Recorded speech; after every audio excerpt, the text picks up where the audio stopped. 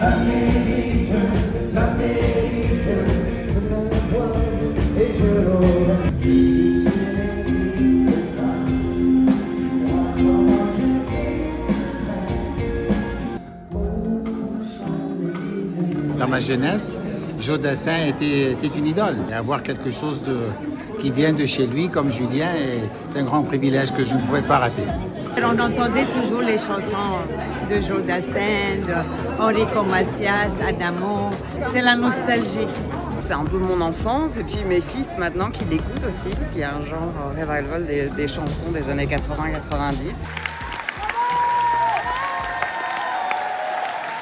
De revenir sur les traces de mes parents, là où mon père est enterré, ça me touche énormément.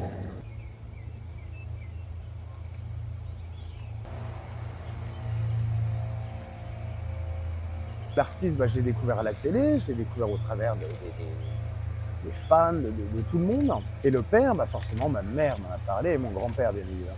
J'ai grandi comme un garçon totalement normal, j'allais à l'école, je faisais mes devoirs, je me faisais disputer quand il fallait.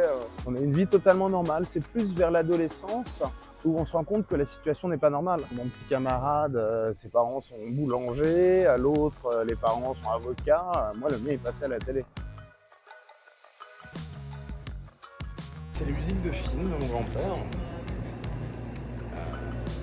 Quand on les trouve ici, c'est assez rigolo, c'est assez marrant. Je sais même pas si en France on peut encore les trouver, ou si même on les a trouvés. Mon rapport avec l'Amérique, j'en ai pas vraiment. Moi, je n'y ai jamais habité, je n'y ai jamais vécu.